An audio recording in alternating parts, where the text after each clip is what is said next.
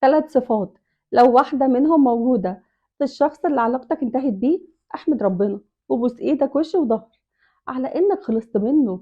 بس قبل ما تنساه وتكمل في حياتك، عايزك تتأكد ان الصفات دي ما يكونش فيك واحدة منهم، لانها صفات وحشة جدا ومؤذية لكل اللي حواليك. الصفة الاولى اللي لو لقيتها في الشخص اللي سابك وبعد عنك اوعى تندم عليه ولا تزعل، هو الشخص البياع المستغل فاقد الفرص الانتهازي اللي ما بيفكرش غير في نفسه ومصلحته وبس. الشخص اللي بيتعامل معاك على إنك فرصة أو مصلحة، وأول ما المصلحة دي هتخلص هيسيبك ويبيعك بطول دراعيه ويروح يدور على غيرك.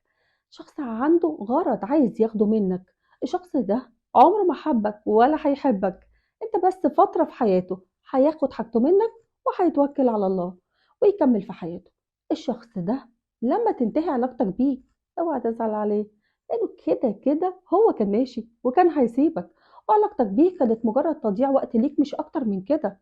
الصفة التانية صفة مرهقة ومتعبة لصاحبها قبل اللي حواليه. لو كان الشخص ده سيء الظن، شخص شكاك مراقب لكل تصرفاتك الصغيرة قبل الكبيرة، طول الوقت أسئلة أسئلة: رحت فين؟ كلمت مين؟ قفلت موبايلك ليه؟ أنا رنيت عليك وأنت ما ردتش عليا. أنت حاطط الصورة دي على الفيس ليه؟ وش معنى دلوقتي؟ وليه حصل كده؟ دايما أسئلة. مرهق ومتعب، بيحلل ويمنطق ويفكر في كل تفصيلة أنت بتعملها. طبعا الشخص ده دايما هتبقى عايش في دور المتهم، ولازم تدافع عن نفسك باستمرار، ولازم تحضر مبررات لأي حاجة أنت بتعملها معاه. مفيش حاجة اسمها أنا قلت الكلمة دي بشكل عفوي ومش قصدي. لا لا لا، أكيد أنت قصدك بيها 100 حاجة. يقعد يحلل ويمنطق، واستحالة إنه يصدق إن أنت سليم النية. فالعلاقة دي تحس إنك قاعد تحت الميكروسكوب متكتف. لو طال يحاسبك على النفس اللي أنت بتتنفسه هيحاسبك عليه. علاقة مرهقة ومتعبة جدا وبتدمر لك نفسيتك. فلو علاقتك كانت بشخص زي ده اوعى تزعل عليه، بالعكس ده انت لازم تفرح.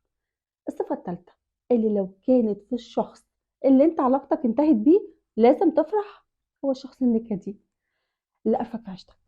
اما انك تسمع كلامه وتقول له امين وتعمل كل اللي يقول عليه، او ينكد عليك ويلوي بوزه.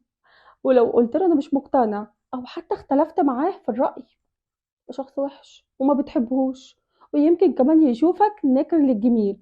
الشخص ده اوعى تزعل عليه ابدا لما يخرج من حياتك، لانه شخص متعب وصعب جدا العيشة معاه. يبقوا 3 صفات لو لقيتهم في الشخص اللي سابك افرح من جوه قلبك واوعى تزعل عليه ابدا، وتأكد ان ربنا هيعوضك عنه بشخص يحبك ويقدرك ويعوضك عن كل اللي فات.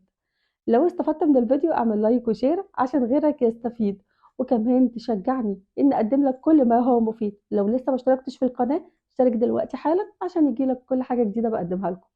بحبكم في الله، هدية محمود.